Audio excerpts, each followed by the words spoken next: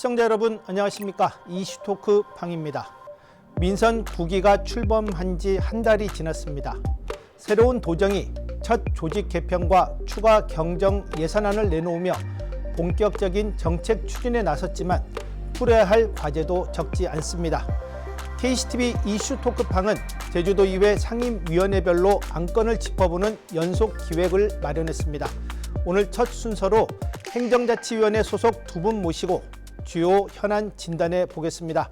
더불어민주당 고석준 의원, 국민의힘 김태현 의원 초대했습니다. 안녕하십니까? 예, 안녕하십니까? 오늘 좋은 시간 부탁드리겠습니다. 예, 알겠습니다. 자, 먼저 도의원에 당선되고 한 달을 보내고 있습니다. 소감과 함께 실제 의정 활동에 뛰어든 느낌 어떻습니까? 우리 고석준 의원 먼저 한 말씀 좀 해주시죠. 예, KTV 제주방송 이슈 토크팡에 출연해서 감사드리고요. 우리 7월 1일 개원과 함께 숨가쁘게 달려왔습니다. 네. 앞에 계신 이제 김태현 의원님과 함께 매일 밤을 불켜가며 행정을 익히느라 저도 뭐 12대 때 많은 출입을 했었지만 실제 가서 의원으로서 역할을 하다 보니 책임감도 막중하고 도민의 삶을 어떻게 나아게 해줘야 할까 이런 방향에서 상당히 고민을 많이 했고 좀 오늘 뭐 김태현 의원님 뭐 처음 뭐 국민의힘 의원과 같이 의정 활동하면서 요새 너무 친해가지고 같은 당이 아닌가 할 정도로 친하게 지내고 있습니다. 이제 새로운 협치 모델을 한번 보여줄까 하는 그런 야심찬 계획도 갖고 있습니다. 우리 김태현 의원은 어떻습니까? 예, 저희 고석준 의원님 말씀처럼 제가 실제로 늦은 시간까지 이렇게 있다 보면은 이제 의회 마지막 남은 이제 그 방이 이제 고석준 의원 집에 김태현 의원 집에 두광아리 켜진 밤늦은 시간까지 그런 날이 좀 많았습니다. 그래서 사실 한 달이 굉장히 빠르게 지나갔고요. 사실 당선됐을 때야 뭐 마냥 사실 기쁜 마음도 있었던 게 사실인데 업무 보고도 받고 예산 심사도 하다 보니까 이게 단순하게 기쁨만 있을 게 아니라 책임감도 오는구나 그런 게 느꼈습니다. 말 그대로 예를 들면 제가 발언 하나를 뭐 잘못하게 되면 혹시라도 공직자분들께 어떤 뭐 오해가 발생할 수도 있고 또 반대로 제가 또 제대로 묻지 않으면 또 도민들께서 알고 싶은 그런 궁금증이 해소되지 않을 수 있는 그런 상황도 벌어질 수 있지 않습니까? 그래서 대충 하는 일 없이 좀 꼼꼼하게 이렇게 의정 활동을 해야겠다 그런 걸 이제 늘 마음속에 새기고 이렇게 또 고석준 의원께서는 또 여당이시기 때문에 또 뭐 위성호 도정이 잘할 수 있게 좀 잘 밀어주실 것 같고요. 저는 또 이제 옆에서 이게 제대로 가고 있는지 이렇게 견제도 하고 좀 그럴 것 같은데 요즘 사실 의원님 너무 바쁘세요. 예. 최근에도 한번 뭐 당대표 선거 때문에 바쁘셔가지고 바쁘십니까? 그래서 원래 정청래 후보님 쪽 아니세요? 예, 뭐 저도 7월 한 달은 그 의정 활동에 매진했던 게 이제 중앙 이슈도 있지만 제가 중앙 정치 이슈를 다룬다는 게 도민에 대한 예의가 아니다 싶어서 저도 많이 자제했었거든요. 8월 임시회가 끝나고 바로 이제 전대에 조금 열심히 하고 있습니다. 각자 개인이 좋아하는 분들을 지지해주고 그분들로 하여금 제주도의 이익이 최대화될 수 있다면 제가 작은 힘이지만 누구를 지원하든 제주도에 도움이 되는 사람으로 했으면 하는 저의 바람입니다. 자, 모든 뭐 상임위원회가 쉽지 않겠지만 특히 이 행정자치위원회는 집행부의 기획, 예산 등 총괄적인 분야를 다루는 부분이어서 초선 의원으로서 좀 부담도 되지 않을까 또 싶습니다. 지난 한 달간 업무 보고 추경안 심사를 통해 실제 행정자치위원으로서 느낀 점 어떻습니까? 우리 김태현 의원부터 한 말씀 좀 해주시죠. 사실 이 행정자치위원회가 참 다루는 분야가 굉장히 넓더라고요. 아까 말씀하셨던 뭐 집행부의 기획 예산 말고도 뭐 조직, 인사, 그리고 뭐 자치분권, 또 사삼, 또 더 나아가서 양행정시까지 이렇게 정말 제주도정을 어떻게 보면 전반적으로 정말 이제 두루 살펴보는 그런 상임위원회라고 말씀드릴 수 있는데요. 그래서 말씀하신 대로 사실 처음에는 양도 많고 전문 용어도 많아가지고 참 좀 부담이 있었는데 좀 이런 업무 보고라든지 추경 과정을 거치다 보니까 그래도 지금은 뭐 제 나름대로의 기준은 좀 생긴 것 같습니다. 뭐 예를 들면은 뭐 왜 이 예산이 필요한지 아니면 왜 지금 해야 하는지 아니면 원래 이 예산을 다 쓸 수는 있는 건가 약간 그런 부분이 생겼는데 사실 도민들께서도 궁금해하시는 부분이 전 이런 것들이라고 생각을 합니다. 이게 기본이라고 생각을 하거든요. 사실 이 공시자분들께서도 이 각자 자리에서 정말 많은 고민을 하셨을 거고 또 이번에 여러 뭐 추경이나 업무 보고 과정에서 정말 많은 자료를 준비하셨을 거지 않습니까? 그래서 그런 고생한 점들은 충분히 알고 있는데 다만 도민께서 내신 세금만큼은 그 필요성이나 효과가 충분한지 의회가 꼼꼼하게 확인을 해야 한다고 보고 있고요. 도민 눈높이에서 그런 부분들이 정말 잘 진행될 수 있도록 꼼꼼하게 이렇게 넘어간 일 없도록 제대로 확인하고 하겠습니다. 네. 우리 고석준 의원은 어떻습니까? 뭐 행정자치위원회 전반적인 어떤 일을 하는가 이런 부분 이제 앞서 이제 김태현 의원님이 너무 설명을 잘해 주셨고요. 7월 10일 우리 업무보고 첫 저희 데뷔작이었잖아요. 그때 네. 제가 중앙협력본부의 이제 마사회 이전 관련해 가지고 그 부분에 대해서 실체적으로 이제 무산됐음을 알리는 저의 질문이 있었고 그거 따랐을 때 이제 도민들이 기대가 너무 컸는데 실망감도 많이 컸었던 것 같습니다. 저희가 그때 질의 저거 하면서 이제 사건이라는 이제 설정이 되어 있던 부분을 이제 업무보고 자리에 알 수 있게 되었고 그를 통해서 이제 많은 도민들이 기대가 많았었구나.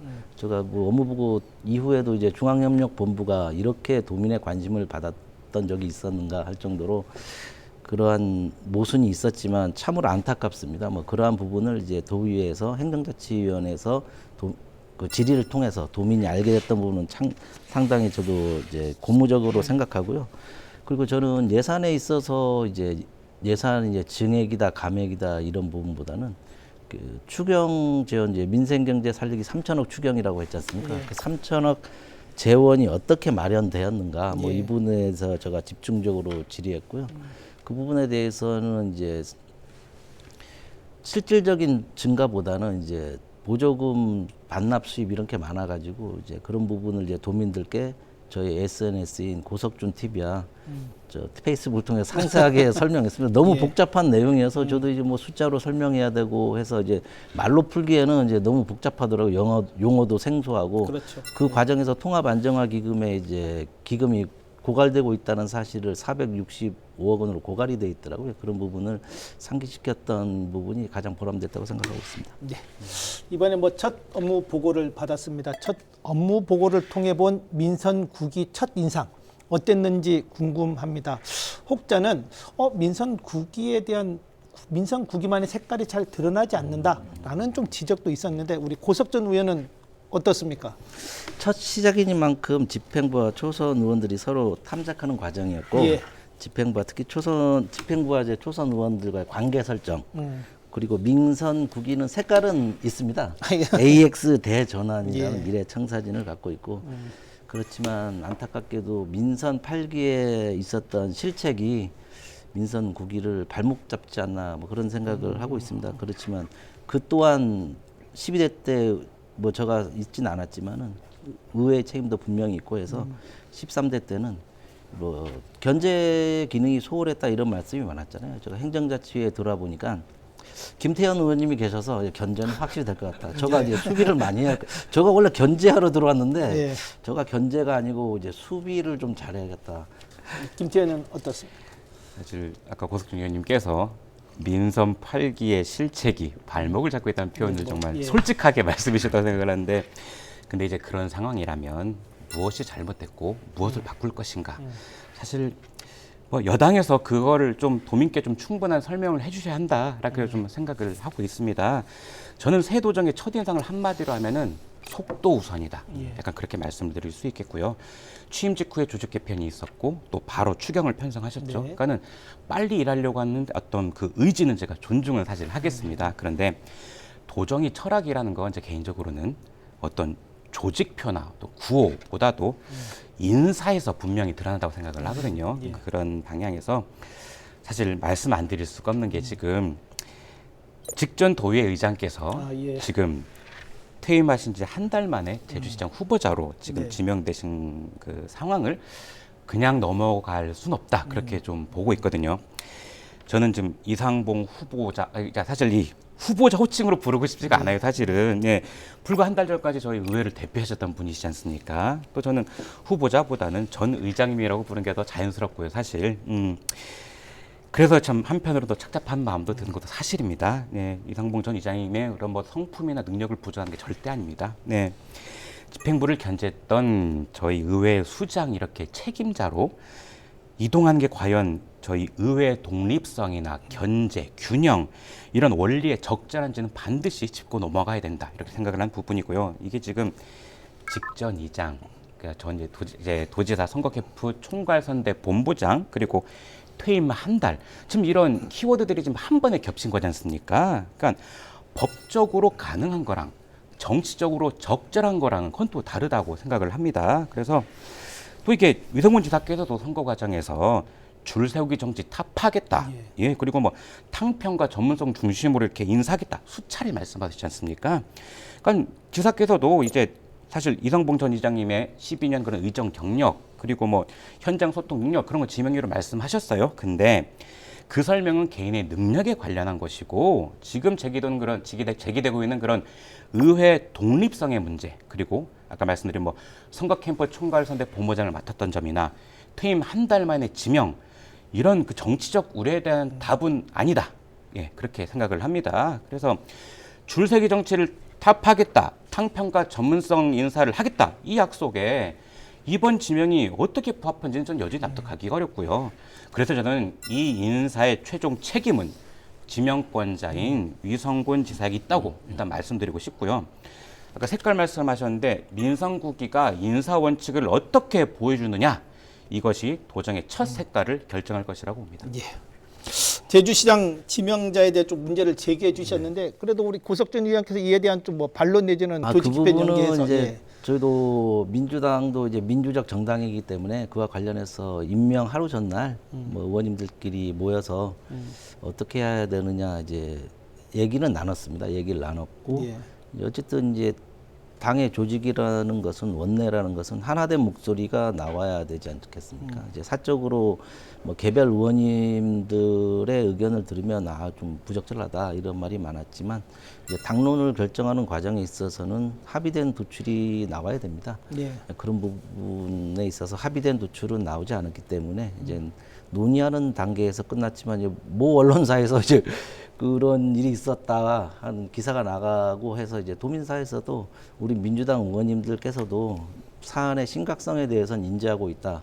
네. 그렇지만 김태현 의원님이 지적하신 부분은 달게 받겠습니다. 이게 예. 도민의 의견이고 이게 보편적인 생각을 전달해 준 부분이 있지만 제가 봐도 뭐 정치인은 도민, 국민이 아니라고 하면 아닌 것입니다. 아닌 부분은 맞는 것 같지만 이제 편법이냐 탈법이냐 이런 문제가 있지 않습니까? 봤을 때 이제 법적으로는 문제가 없을 것 같고 이 계기를 삼아서 이상궁 전 의장님께서는 일로 보답하는 수밖에 없다. 그것을 국민들, 도민들은 보고 계실 거라고 저는 이렇게 답변할 수밖에 없겠습니다. 네. 예.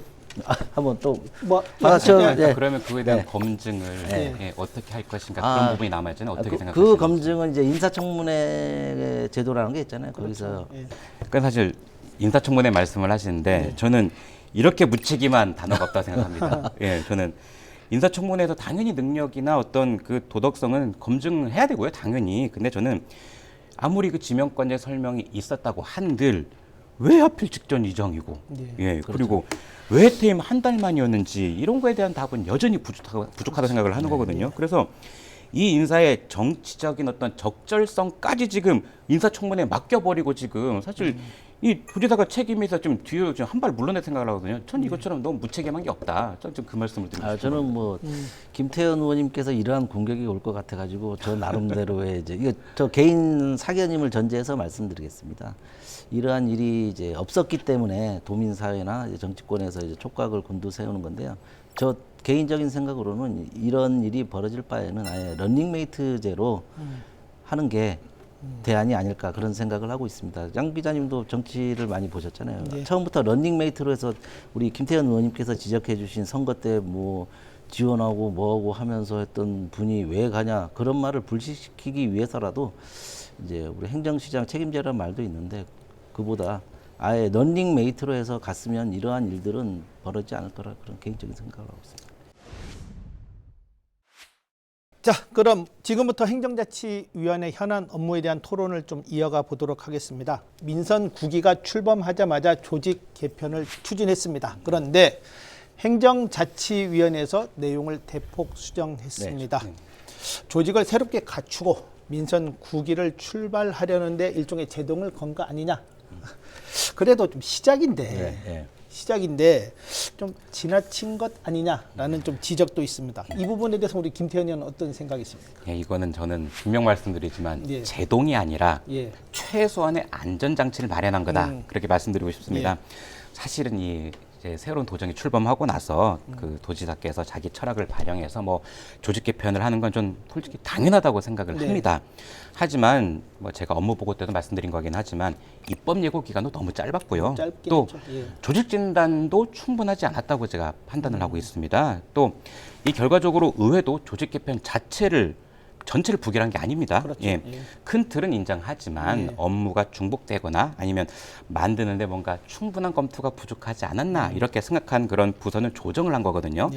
중원 규모를 저희가 14명 줄였고 또 중복이다 판단했던 홍보기획 담당관 그리고 제조 브랜드 담당관은 별도로 심사를 안 하고 관련 기능은 대변인이 맡도록 그렇게 제가 조정을 했습니다. 그러다 보니까 결국 본회의에서도 수정안이 이제 통과가 된 거죠. 사실 이게 제가 어떻게 혼자 할 수 있는 게 아니고 저희 행정자치위원회에서 여야가 함께 이렇게 판단을 한 겁니다. 네. 그리고 조직이란 게 아시다시피 한 번 늘리면 다시 줄이기가 굉장히 어렵습니다. 왜 인력이랑 예산도 다 같이 수반되는 거잖아요. 그래서 발목을 잡으려고 했다면 아예 그냥 처음부터 부결을 했겠죠. 그래서 브레이크가 있다고 차가 못 가는 게 아니고 오히려 그 브레이크가 있기 때문에 믿고 안전하게 더 멀리 갈 수 있는 거다. 좀 그렇게 말씀드리고 싶습니다. 사실 상임위원회에서의 조직 그 수정안이 의결된 거 사실 좀 의외로 봤습니다. 이에 대해서 우리 민주당 의원으로서 한 말씀 좀 해주시죠. 조직 개편은 민선국이 성공적으로 안착하기 위한 뼈대를 세우는 일입니다. 그 과정에 있어서 저희는 이제 여당의 이제 의원으로서 저도 뭐 조직 개편이라고 하면 중앙정부에서 대통령이 취임했을 때 정부 조직 개편안과 같은 의미를 갖고 있습니다. 뭐 그 부분에 대해서 저는 최대한 인사권자의 인사를 존중하려고 노력을 했고, 그리고 우리 행정자치위원회 구성을 보면 삼선 의원 신분이 한 분 계시고 이제 국민의힘에서 김태현 의원님께서는 원희룡 도정 당시 4년간 있었던 조직의 경험이 갖고 있기 때문에 김태현 의원이 주도적으로 해온 건 맞습니다. 그리고 제가 맨 마지막 발언에 이런 발언을 했습니다.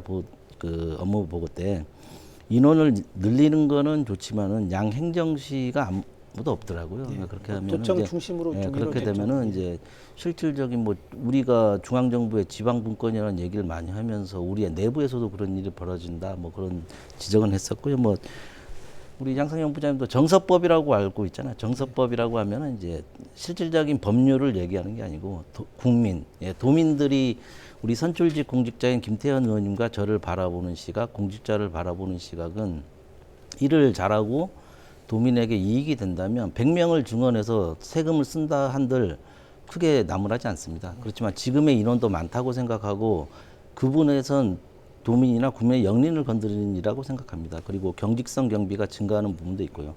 그런 부분이 있어서 저도 이제 김태현 의원님처럼 뭐 적극적으로 뭐 인원을 감축해야 된다 뭐 이런 말씀은 안 했고, 이제 저희 위원회에서 삼선 의원님이신 강성희 의원님께서도 많은 지적을 했고, 그 집행부도 이제 입법 기간이 짧았던 만큼 예견된 일이었습니다. 이거는. 다음 질문 넘어가겠습니다.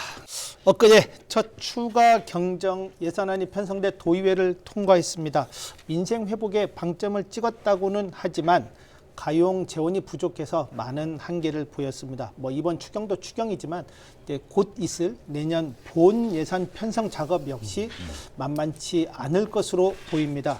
특히 민선9기 출범에 앞서서 인수위원회도 현 도정에 대한 재정 혁신을 요구하기도 했습니다. 앞으로 재정 운영 어떻게 해야 한다고 보십니까? 먼저 우리 김태현 의원 한 말씀 좀 해주시죠. 사실 아까 말씀하셨지만 민선국이 출범 전부터 제주 재정이 어렵다. 또 기준 예산도 원점에서 다시 살펴봐야 된다. 꾸준하게 이야기가 나왔지 않습니까? 이제 도정이 출범한 지도 벌써 한 달이 넘었지 않습니까? 그래서 저는 이젠 진단도 중요하지만 이젠 실제로 무엇을 바꿀지가 더 중요하다. 이렇게 저는 생각을 하고 있는 부분이고요. 근데 재정 혁신이라고 해서 이게 무조건 뭐 예산 깎고 사업을 줄이는 것만은 아니라고 생각을 하고요. 저도 이번에 추경 과정을 겪어보니까 예산을 어떻게 얼마 편성했느냐도 중요한데, 근데 이 돈을 실제로 다 쓸 수 있느냐, 또 이게 실제로 이제 도민들께 도움이 되느냐, 이것도 더 중요하다 생각이 들더라고요. 그래서 또 그 중에는 이제 몇 년째 반복되는데도 성과가 보이지 않는 사업, 예, 그리고 또 제일 중요한 게 예산을 편성은 잘했는데 이거를 집행도 못하는 사업들이 있어가지고 그런 건 좀 과감하게 정리해야 된다, 이렇게 말씀을 드리고 싶고요. 그렇게 해서 만들어진 재원을 뭐 소상공인이나 뭐 취약계층 있지 않습니까? 뭐 돌봄 필요한 그런 분들에게 꼭 필요한 곳에 제대로 써야 된다. 그래서 저는 결국 재정혁신이라는 것이 단순히 돈을 덜 쓰자 그런 게 아니고 덜 필요한 곳에 예산을 줄여서 정말 필요한 곳에 쓰자, 이게 핵심이라고 생각을 하고 있는 겁니다. 그래서 내년 본 예산에서는 민선구기가 어떤 사업을 줄이고 어디에 더 집중할 것인지 그 우선순위를 분명하게 보여줘야 된다고 판단을 하고요. 우리 고석준 위원님께서도 이번 추경 때 재원 구조 관련해서 제가 알기로 많이 지적해 주셨던 걸로 기억을 하거든요. 그러니까는 내년 본 예산에서는 좀 여당에서도 그런 부분들 좀 강하게 좀 챙겨주셨으면 좋겠습니다. 뭐 이에 연결해서 앞으로 재정 운용 방안 또 어떤 의견이신지. 저도 뭐 예. 재정 건전성이 최우선이라고 생각하고 있는 사람입니다. 그렇기 때문에 저희가 여당임에도 불구하고 저는 그 지사님께서 지방채 발행 없는 추경을 하겠다고 공언하실 때부터 그 당시 6월 16일 예. 저희 더불어민주당 당선자 워크숍 때부터 제가 최초로 제기를 한 사람입니다. 그에 대한 결과물이 어떠했냐 제가 또 파헤쳤고 예. 그 부분에서 통합안정화기금이 이제 고갈되어 가고 있고 이제 보조금 반납 부분, 국비 반납 부분이 다 낱낱이 밝혀졌지 않습니까? 예. 이러한 부분은 어쨌든 이제 지사님의 의중이 확인됐다는 것만으로도 저는 만족하고 있습니다. 그럼 그 무엇을 의미하면 8기 때 이제 지방채 초과 발행에 대한 국민의 여론, 도민들의 여론이 따가웠었잖아요. 그 부분을 의식은 했는데 어쨌든 요 비유가 적절한지 모르겠지만 개인으로 치면 대출을 받을 것인가, 적금 통장을 깰 것인가 했는데 적금 통장을 깼습니다. 그 깬 부분에 대해서 이제 내년 예산에서 이제 뭐 보충할 수 있는 보관이 저는 있을 거라고 보고 있고요. 그 부분은 이제 다음 이제 편에서 제가 또 말씀드리겠습니다. 앞으로 이제 복지 확대, 지역 경제 활성화를 위해서 적극적인 재정 투입이 필요하다는 의견과 지금은 재정 건전성을 최우선으로 둬야 한다라는 의견이 맞서고 있습니다. 이제 두 의원께서는 각자 어떤 의견인지 궁금한데 우리 고석준 의원은 어떻습니까? 제가 앞서 말한 부분과 이제 말 바꾸기 한다는 얘기를 드려야 할 것 같습니다. 네. 결론적으로 말하면 저는 이제 과감한 재정 투자가 필요하다고 생각합니다. 이번 추경에서의 과감한 재정 투자를 말하는 게 아니고 아마 이제 내년도 예산에서 이제 국가 예산 국비가 상당히 많이 확보될 걸로 예상하고 있습니다. 27년도에 늘어난 예산, 우리가 제주도에서 늘어날 예산 2조 4천억 정도로 지금 예상하고 있습니다. 그 부분을 가장 절박한 곳에 쓰였으면 하고요. 이제 뭐 영국의 경제학자인 케인즈가 말한 이제 뉴딜 정책 있잖아요. 그 정도에 준하는 수준의 이제 과감한 재정 투입이 필요하다. 그 과감한 재정 투입은 민생으로 가야 된다. 예. 그런 부분에서 이번에 추경을 통해서 개수조정을 했잖아요. 개수조정 200억 했다는 부분 네. 부장님 잘 알고 계시고 예. 그 부분이 너무 과하지 않았나 집행부에서도 그런 말이 있었다고 하는데 저는 이렇게 해석하고 싶습니다. 예결위원장이 초선이잖아요. 예결위원장이 초선이고 우리 앞에 계신 김태현 의원도 초선이고 그런 초선은 무엇을 의미하냐면 민생과 가장 가까이에 있는 분들이라고 할 수 있습니다. 재선 3선 의원들은 이제 집행부와 가근한 관계도 있고 인간적인 관계도 있지 좋습니다. 않겠습니까? 그렇지만 우리는 민생의 현장에서 바로 따끈따끈하게 온 사람이기 때문에 200억 원의 추경 예산을 보면 대부분 읍면동 예산이나 1차 산업에 집중되어 있습니다. 그런 부분 말씀드리고 싶고요. 재정 투입을 과감히 해야 되는 것은 경제의 3대 주체가 가계, 기업, 정부 아니겠습니까? 정부라고 하면 이제 제주도를 말하는 거죠. 타 지역에 비해서 제주도는 이제 제주도 재정에 의존하는 비중이 상당히 높습니다. 그렇기 때문에 2027년도 내년에는 누질 정책에 버금가는 예. 정책이 필요하다. 저는 그렇게 생각하고 있습니다. 우리 김태현 의원은 어떤 의견이십니까? 일단은 고석준 의원님께서 케인즈라는 네. 케인즈 그 제가 경제학자로 알고 계신데 그분까지 모셔온 것 같은데 지금 경제가 어려우니까 쓸 돈은 과감하게 쓰지 약간 그런 말씀이신 것 같으세요. 예. 사실 일부 저도 동의합니다. 그 부분에 대해서는.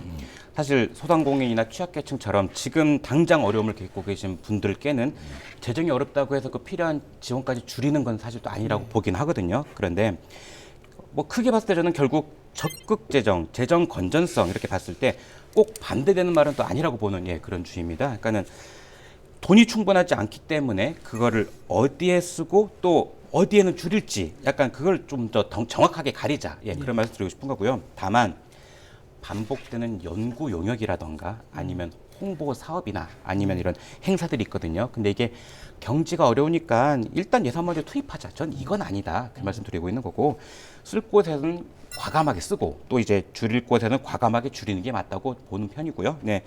저희 뭐 고객님께서는 적극적으로 이제 더 투자하자 쪽에 무게를 드시는 것 같고 민생에 저는 이제 좀 실제로 우리가 얼마를 쓸 수 있고 또 꼭 필요한 데 쓰이는지 꼼꼼하게 보자. 저는 약간 그렇게 좀 입장이 같은데요. 결국 이 바라보는 방향은 크게 다르지 않다고 보고 있습니다. 예. 앞으로 좀 먼저 손 봐야 할 좀 예산 구조 같은 게 좀 있을까요? 어떻습니까? 아까도 말씀드렸지만은 매년 관행적으로 반복되고 있는 사업이라고 생각을 합니다. 사실 이게 작년에 했으니까 올해도 하고 올해도 했으니까는 내년도 하고 그러니까는 이런 식의 예산들이 좀 의외로 좀 있는 것 같아요. 특히 연구 용역을 했으면 그 보고서가 실제 정책에 얼마나 반영이 됐는지 또 그런 것도 봐야 되고 또 행사를 했다면 이게 뭐 몇 명이 왔다 그런 게 아니라 실제로 이 도민과 지역에 그 행사가 무엇을 남겼나 그런 부분까지도 이제는 확인해야 된다. 또 민간보조 사업 같은 경우도 매년 지원해 왔다고 해가지고 뭐 계속 갈 것이 아니라 실제 어떤 성과로 이어졌는가 이제는 그런 부분도 살펴봐야 할 때다라고 생각을 합니다. 그리고 꼭 제가 말씀을 드리고 싶은 게 하나 있는데요. 이번에 추경을 살펴보면서 예산서를 보다 보니까는 책자에 산출 내역이라고 있거든요. 거기 그냥 일식 그렇게 써놓은 것들이 있습니다. 그냥 일식이라고 한 줄 써져 있으니까는 이게 대체 뭐에 어떻게 쓰이는 건가 알 수가 없었거든요. 근데 제가 서귀포시청 자치행정과로 기억을 하는데 책자에 산출력이 자세하게 적혀 있다 보니까는 오죽함 제가 그걸 추경 때 언급을 했어요. 아이고 자세히 써주셔서 너무 감사하다. 그렇게까지 말씀을 드렸는데 저는 도민의 세금으로 이제 하는 사업이라면 최소한 도민과 도의회가 쉽게 알아볼 정도로는 공개가 돼야 된다. 상세하게 그렇게 생각을 하고요. 저는 예산에서 지난해도 했으니까 아니면 올해 했으니까는 이 말이 정말 너무나 위험하고 무서운 말이다 생각을 하고 아까도 말씀드렸지만 성과가 없으면 과감히 줄여야 되고 그리고 끝낼 수도 있어야 되고요. 그 돈을 좀 더 필요한 곳에 써야 된다. 그렇게 말씀드리고 싶습니다. 네, 우리 고석준 의원은 어떤 의견이십니까? 아니 김태현 의원님께서 좋은 말씀을 너무 많이 해주셔가지고 저는 이제 여담을 하나 말씀드리고 싶습니다. 이제 그 재정에 대해서 이제 적재적소에 쓰여야 되고 이런 거 맞고 한데 우리 뭐 하나의 에피소드인데 저희 상임위에서는 이제 제주도 전반에 대해서 다루잖아요. 뭐 그런 부분에 있어서 이제 이슈가 되는 부분. 이제 이거 벗어난 질문인지 모르겠지만 칭다운 노선에 대해서 과감하게 이제 질문을 해 주시더라고요. 그 과정에서 저도 뭐 가만히 있었지만은 맨 마지막에는 이제 저도 이제 도민이 원하지 않는다면 이제 재정을 투입된 예산이기 때문에 이거는 이제 중앙투자심의위원회에서도 이제 문제가 있다는 지적을 받은 사업 아니겠습니까? 도정에 있어서 정책을 필수는 있지만 도민의 혈세가 들어가는 부분에 대해서는 용인할 수 없다는 부분에 대해서는 저도 가만히 있을 수 없어서 한 말씀 했습니다. 그 사업이 이제 우리 김태현 의원님이 계시는 국민의힘의 전신인 뭐 공화당 이런 쪽에서 박정희 대통령께서 하신 경부고속도로 사업인가 8기에서 아마 그런 마음으로 했을 것입니다. 그렇지만 제가 보는 관점과 도민이 바라보는 관점에서 저 노선이 과연 경부고속도로 같은 사업인가? 그렇지 않다면 빨리 예산 투입을 중단해야 된다. 그런 취지의 발언을 했었고 이제 우리 소관 상임위는 아니지만은 김태현 의원님께서 언론을 통해서 지속적인 문제를 제기했고 그를 통해서 추가 경정 개수정 할 때 7억 원이 삭감됐습니다. 그 부분 또 알리고 싶습니다. 네. 다음 자치 분권 분야 좀 이야기 나눠보도록 하겠습니다. 특별자치도가 출범 20년을 맞고 있지만 도민들의 체감하는 자치권 확대는 여전히 부족합니다. 현재 제주형 자치 분권 수준 어떻게 진단하고 있는지 궁금합니다. 우리 고석준 의원 먼저 한 말씀 좀 해주시죠. 저희가 뭐 KTV에 와서 이제 특별자치도 출범 20주년 뭐 이제 질문을 받았을 때 우리가 예. 7월 29일 날 이 질문지 나올 줄 알아가지고 국회에 예. 다녀왔습니다. 국회 아, 박물관에 예. 워낙 케미가 잘 맞아서 이제 예. 거의 뭐 형제처럼 지내는데 그때 29일 날 김태환 지사님께서 의미 있는 발언을 해주시더라고요. 저 특별법 하는데 이제 법의 정식적인 명칭을 잘 모르시는 분들이 많더라고요. 이 자리를 빌어서 저도 KTV는 이제 제주도민이 가장 사랑하는 방송이기 네. 때문에 이 특별자치도 특별법도 이제 저희 열린우리당 시절 했던 거기 때문에 상기를 시켜드리기 위해 말씀드리겠습니다. 제주 특별자치도 설치 및 국제자유도시 조성을 위한 특별법입니다. 네. 어떤 법률이든 제목에 모든 게 나와 있습니다. 예, 특별자치도 출범 20주년이라고 했지 않습니까? 그 말에 국제자유도시라는 말이 빼져 있잖아요. 네. 특별자치도와 국제자유도시가 맞물려서 우리 제주의 성장을 주도하기 위해서 만들어졌던 프로젝트 아니겠습니까? 예, 특별자치도에 대한 성과는 뭐 20년 동안 우리가 GRDP를 통해서 인구 증가나 경제 규모를 증가했지만 국제자유도시라는 것은 상품과 물류가 원활하게 움직일 수 있는 그런 제도를 말하는 겁니다. 그 부분에서 가장 핵심적인 게 금융입니다. 예, 금융 부분에 대한 어떠한 진전이 없었고 홍콩이 이제 금융이 몰락했을 때 그 모든 혜택을 싱가포르가 가졌지 않습니까? 기자님도 잘 아시다시피 우리가 헝가포르 프로젝트라고 해서 그 이후로 아무런 대책이 없었습니다. 우리가 특별자치도 지금 포괄적 권한 이양을 많이 말하잖아요. 우리가 재정 투입, 우리 자체 재원이 투입될 부분은 권한 이양을 받고 우리가 써야 될, 우리가 지출할 부분은 이양받고 우리가 받아야 할 부분 못 받는 부분, 그런 부분이 국제자유도시 금융 허브를 통해서 자체 재원이 조달돼야 되는데 자체 재원은 조달되지 않고 소위 말해서 재정이 투입되는 부분만 이양을 받았다는 그런 뼈아픈 지적이 있습니다. 그 부분은 도민들께서도 특별자치도 20년을 맞이해가지고 더 해야 될지 수정을 가야 될지 반드시 필요한 부분이라고 저는 생각하고 있습니다. 사실 뭐 제주도 차원에서 제도 개선은 꾸준히 요청을 했죠. 근데 그렇죠, 이제 그렇죠. 정작 정부에서 그 자기 권한 이걸 이제 내려주지 않으려고만 하다 보니까 지금의 이제 이런 체감이 안 되는 현실인데 김태현 의원은 어떻습니까? 예, 아까 뭐 고석준 의원님께서 말씀하셨지만 그 29일날 제가 국회에 가서 특별자치도 출범 20주년 행사 때 참 그때 그 김태현 지사님께서 그 특별자치도 출범 당시를 말씀하시다가 울컥하시는 모습도 예, 보이셨고요. 그리고 그때 하셨던 말씀이 도의원들도 이제 시간이 나면 제주특별법을 처음부터 끝까지 꼭 한번 다 봐달라 그 말씀을 해주셨거든요. 저는 그 말씀이 이제 이 선배 세대가 이렇게 어렵게 만들어 놓은 특별자치도를 이제는 좀 제대로 발전시켜 달라 당부의 말씀하셨다고 그렇게 생각을 하고 있습니다. 그래서 사실 지난 20년 동안 제주특별법을 통해서 특례도 많이 확보도 했고요. 그리고 제주도가 어떻게 보면 대한민국의 자치분권의 길을 가장 먼저 열었다. 좀 이건 분명한 성과다라고 말씀드리고 싶은데 다만 특별자치도가 돼서 도민의 삶이 무엇이 달라졌냐 그렇게 묻는다면은 그게 질문에 대한 답을 어떻게 할 것이냐. 그래서 저는 성과도 분명히 있지만 그런 도민 체감이라는 면에서는 좀 아직까지는 좀 절반의 성공이 아닌가 예 그렇게 좀 판단하고 있습니다. 네. 중앙정부의 권한 가운데 이번 우리 민선 9기에서 반드시 가져와야 할 권한, 이양 어떤 게 좀 있으리라고 보십니까? 김태현 의원님. 일단 어떤 걸 가져와야 되냐기보다 아까도 말씀하셨지만은 권한을 넘길 때 그 일을 할 수 있는 돈과 사람도 같이 넘어야 된다. 전 그게 가장 중요한 생각을 하거든요. 사실 중앙정부가 제주도에 이름 맡기면서 책임도 제주도가 지도록 하고 있는 거지 않습니까? 그런데 정작 필요한 예산이나 인력은 충분히 주지 않는 경우가 분명히 있습니다. 그러면 이거는 권한을 받은 게 아니고 책임만 떠안는 거라고 보거든요. 그래서 저는 여기서 말씀드리고 싶은 게 우리 도가 이미 넘겨받은 권한들도 분명히 있을 텐데 실제로 이게 얼마나 활용됐는가 또 아직 활용되지 못했다면 그 이유가 무엇인가 저는 이런 부분도 이제는 한 번쯤 들여다봐야지 않나 보는 겁니다. 그래서 권한을 더 받는 것도 중요한데 이미 우리가 가진 권한을 제대로 쓰고 있는지 전 이 부분부터 돌아봐야 중앙정부도 더 설득을 하고 더 많이 받을 수 있다 생각을 하는 거고요. 이 부분에 대한 자체 진단도 좀 함께 필요하다. 이 말씀을 좀 먼저 드리고 싶습니다. 네. 고석준 의원 어떻습니까? 뭐 저희도 뭐 김태현 의원님과 동일한 말을 또 하게 되는데 포지티브 방식의 이제 방식보다는 네거티브 방식의 예. 포괄적 권한 이양이라는 말을 우리가 추진하고 있죠. 예, 예. 그 계속 추진하고 있는데요. 저는 뭐 일반 도민들을 상대로 얘기할 때 이제 똑 집어서 얘기하면 이제 국도에 대한 부분, 국도가 이제 저희 도에서 처리하고 있지 않습니까? 국립공원에 대한 부분. 우리가 반납해야 될 부분 반납해버리고 제주도에 좀 유용한 부분을 이제 취해야 된다. 왜? 네. 재정 자립도가 없는 상태에서 권한을 이양받은 부분도 우리가 내려놓을 곳은 우리가 권한을 다 이양받는다는 개념보다는 우리가 불필요하게 받았던 20년 동안 체험을 했지 않습니까?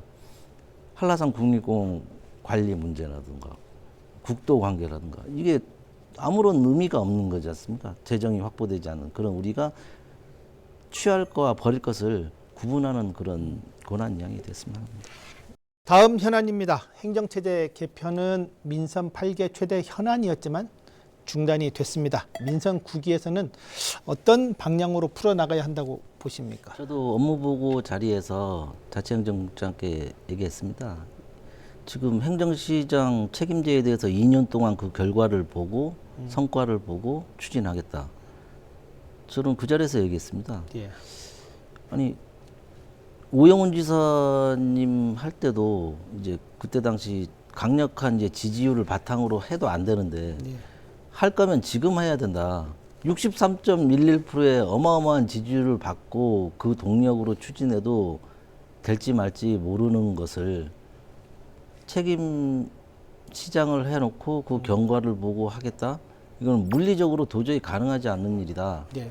그럼에도 불구하고 우리가 가야 할 방향은 맞다. 저는 이것도 지극히 저 개인 사감이지만은 도민들께서 원했던 것은 행정 서비스 불만에 따른 시장을 직접 뽑고 싶겠다는 욕망에서 나온 겁니다. 예.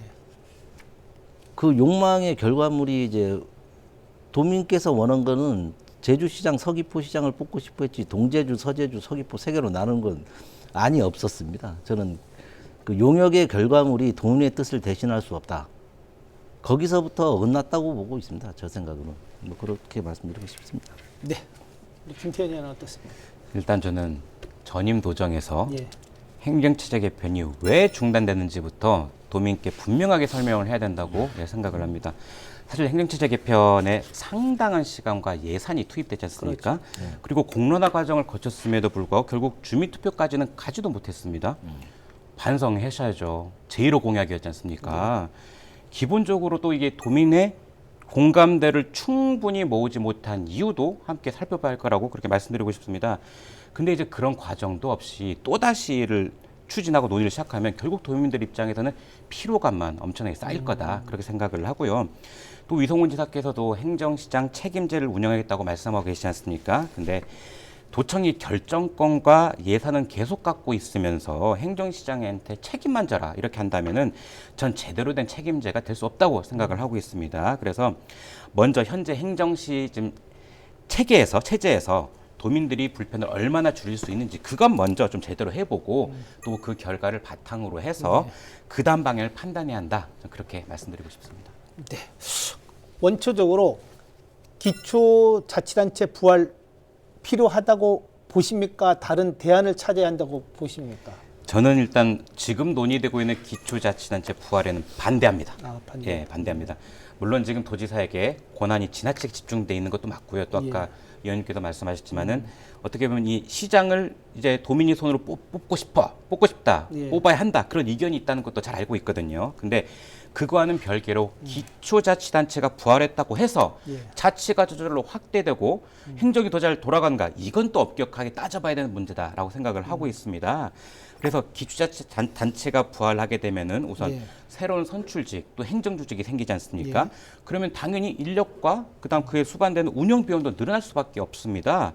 그럼 제주도와 기초자치단체가 어떤 업무를 나눌 것인가 또 예산은 또 어떻게 배분할 것인가 그런 갈등은 당연히 생길 수밖에 없다고 생각을 하거든요. 또 현 시점에서 기초자치단체가 부활했다고 해서 도민들의 민원에 대한 그런 처리가 갑자기 뭐 빨라질 것인가, 빨라지겠느냐. 또 실생활에 이게 얼마나 또 적용되는가, 이런 설명도 아직 너무나도 부족하다고 저는 생각을 하고 있습니다. 그래서 제가 보기에는 도민들께 더 중요한 것은 행정조직의 어떤 뭐 선출직의 자리가 늘어나는 게 아니고, 예, 가까운 행정기관에서 내가 민원을 제기하러 갔는데 얼마나 빨리 그게 해결되느냐, 현장에서 그게 필요하다. 그래서 저는 기초자치단체를 새로 만드는 것보다 그냥 지금 제주시와 서귀포시의 실질적인 권한과 예산을 넘겨주는 것이 더 현실적인 대안이다. 네. 예, 이렇게 말씀드리고 싶습니다. 권한을 더 넘겨라. 예, 권한을 넘겨라. 예. 예, 그렇습니다.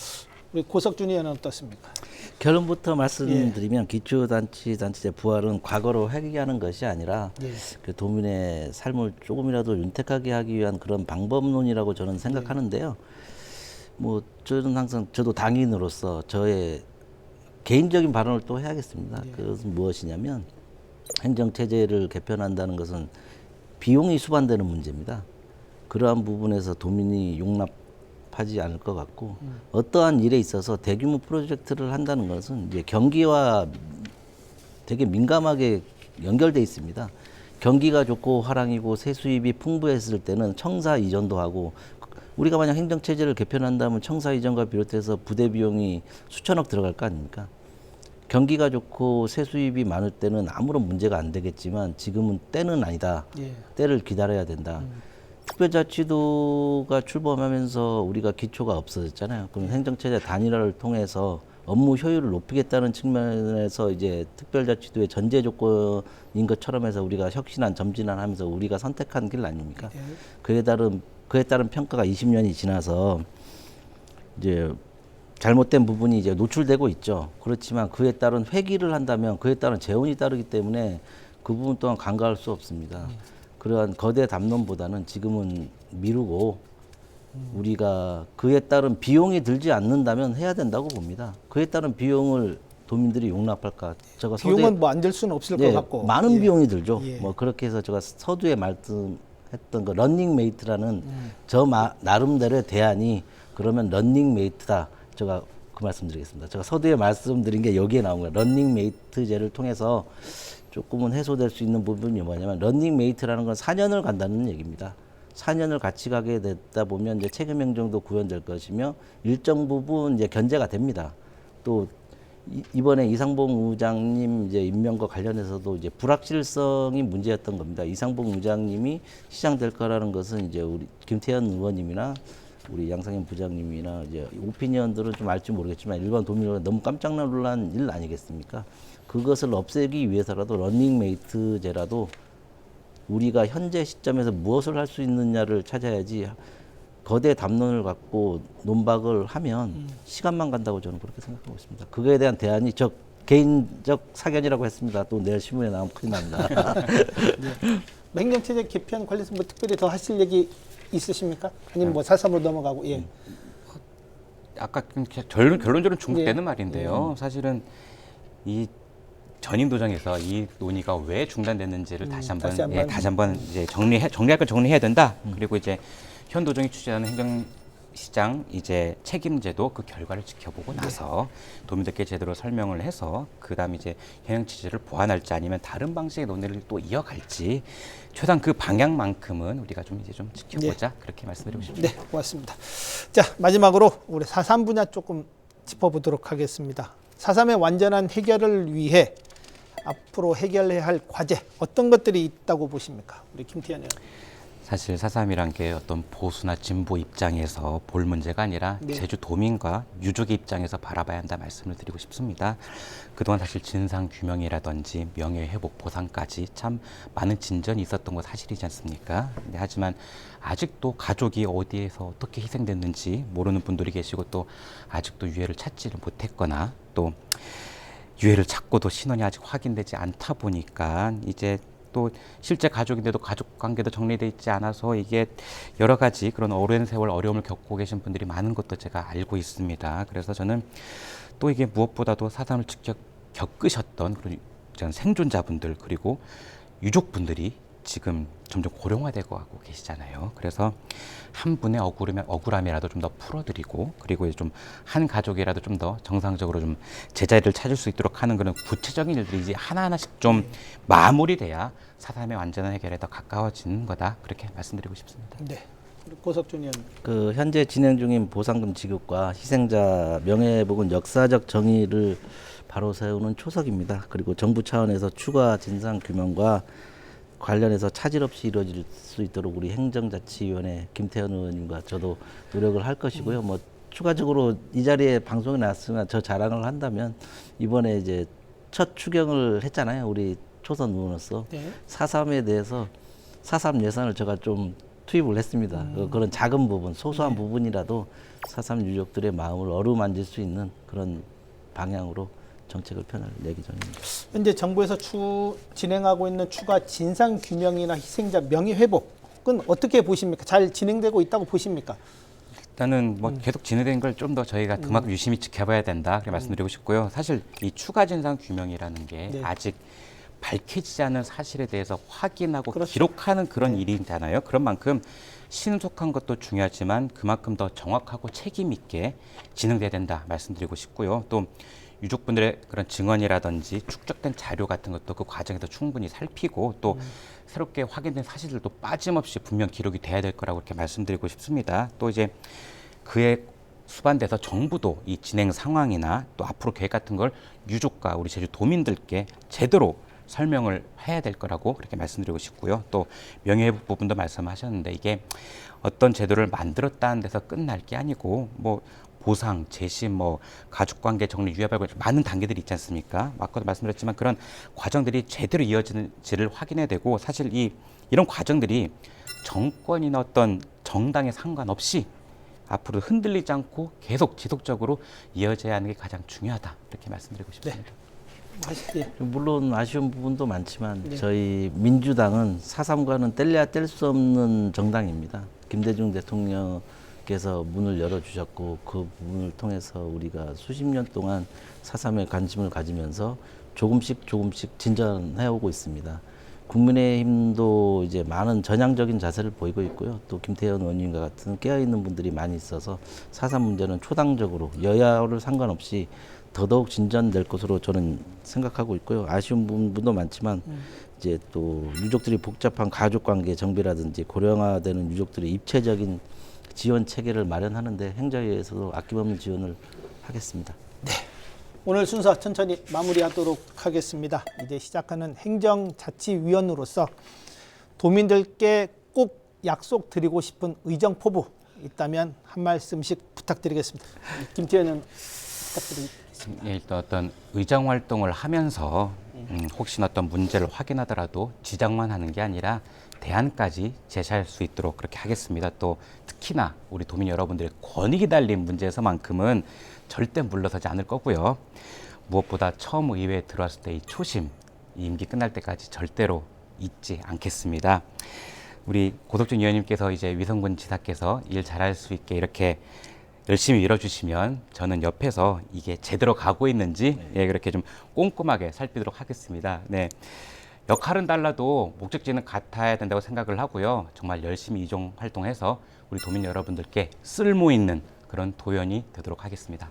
네, 고맙습니다. 우리 마지막으로 고석준 의원 부탁드리겠습니다. 예, 도민 여러분, 저는 현장에 답이 있다고 생각합니다. 저는 앞에 계신 김태현 의원님과 마찬가지로 비례대표 도의원입니다. 비례대표 도의원은 특정 지역에 얽매이지 않고 제주도가 직면한 현실에 대해서 과감하게 객관적으로 도민의 이익을 대변할 수 있도록 노력하겠습니다. 그리고 무엇보다도 이제 13대 의회에 들어와서 건전한 국민의힘 의원들이 많아서 저는 김태현 의원님과 매일 밤을 지새우면서 일을 하겠습니다. 영국 의회가 불이 켜졌을 때 국민이 안심하듯이 남쪽 방향에서는 고석준 의원의 불이 켜져 있고 북쪽 방향에서는 김태현 의원님의 불이 켜져 있을 것입니다.